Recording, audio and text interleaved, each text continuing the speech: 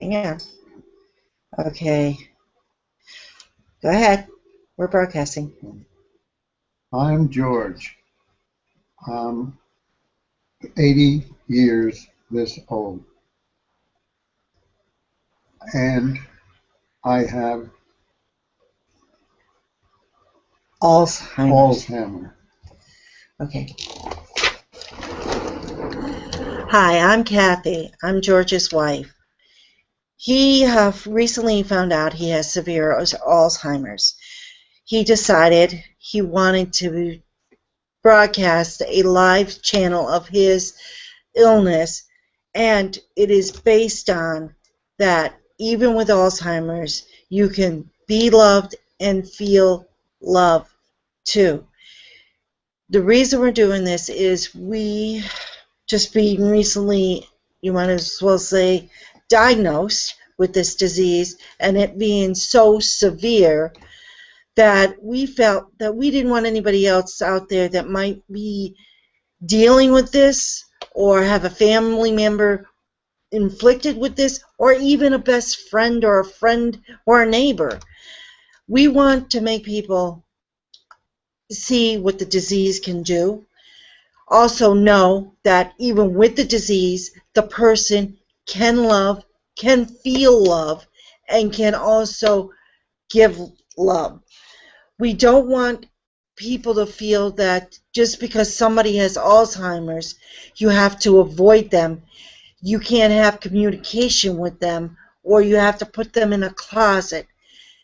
I will take you on a venture with my husband. He will be doing a lot of activities that he's done for years now, that even though he's severely Alzheimer's, as of last year he went to theme parks and everything else. We want to share our life. We want to bring you guys into our lives so you guys can actually see just because you're diagnosed with Alzheimer's really does not mean you stop living. You can live with it, and not just that, you can even receive love with it. You can feel love. You can also give love. It is a terrible disease of the brain. Even though people lose time, lose perspective, even though they get angry because they don't know why they're angry, when it calms down, they just feel that the person they are is lost, but in the same expectation, when they get a moment of clearness of the cloud, they can also feel that they can also feel feelings, and that they know that the people around them really cares for them. I hope that bringing you into our lives helps you guys out. This is like a live journal of our lives with my husband and his Alzheimer's. We want you to all know that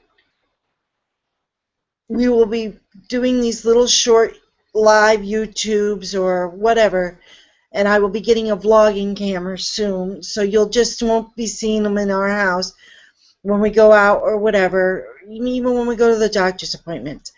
Now, from me, I want to help you guys understand there has been times where he would not want to go to a doctor or something like this, that I would have to divert the situation by changing things so he didn't know what was going on, but yet divert the fuse, more or less. If he was angry about this, I wouldn't address this. I would do something else so he wouldn't even know that he was actually going to end up doing what he needed to do without all the anger and the hostility. I also know that a lot of people are lost because I was just recently told men that get the Alzheimer's, they get very hostile. And I experienced it not too long ago. And after this, They had to put him on a different medication. The medication has made him more aware and more conscious of what's going on now. And he was very regretful when he realized what he did. But in the same expectation, it opened his eyes to realize he finally now knows he has Alzheimer's. Before this, he would deny it. He would get hostile if anybody ever thought it. It was a nightmare for the man. And fortunately enough, I knew a little bit about Alzheimer's, not a lot, believe me, just a little bit, that I kept on trying other avenues to get the right help. I do believe we're on the right track now because he seems to be more, what are we going to say, manageable? Manageable.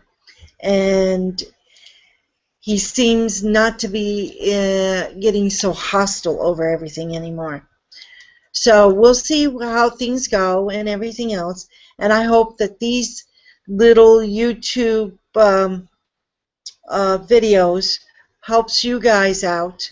And at any time, I will try to tell you if I'm going live or if I just post a video. If I do this and you subscribe to this channel and whatnot, I will try to post when I might be posting them or even when I do the live. And when I do the lives, I'd be more than willing for you guys to join in. Tell me some of your your experiences, and tell me some of the things you think. Maybe you just have a question that your neighbor is acting kind of different from the day before, and you just want to know, is it possible that your neighbor, who might be alone, living alone, might be conflicted with the disease? I will just share my experience with my husband, and we refer to it as the good, the bad, and the very ugly. My husband gets a kick out of this every time, but he agrees. This came out of his mouth. He really, really would like to let you all know there is a light behind the tunnel. There are days that it's very cloudy, but when the days clear up, he really knows deep down in his heart, no matter what went on, he will always be loved and he will always be taken care of by me. He is going to stay in his home until the last day, and I will make sure I will find every avenue to be able to keep him in our home with me, his wife, and I hope that we can help somebody out there understand, or even, just don't tune into the ugly parts. You have to go beyond that, because yesterday could have been very ugly, but tomorrow might be so wonderful. You won't believe. I have been on a roller coaster of emotions, but for all the bad emotions that I've had with this disease, and it's a disease, I have found that there is still very good emotions to be had as well. Sometimes it's terrible to say some of the things that come out of their mouths from people who have Alzheimer's. Sometimes you just have to turn your head and laugh it off because it's silly, it's out there. I mean, for an example, can I give them the example? For example, there is 3 of me in my husband's mind. There is the good wife, there is the okay wife that makes sure that everything gets done, and then there is the bad wife that makes him do things he does not want to do.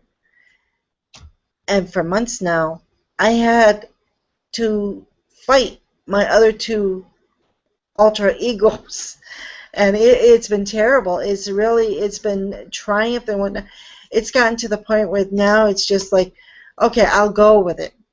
Fine, he was mad at the bad wife because she made him eat his soup, or she made him go to the doctors. Fine, we will tell her not to do that no more.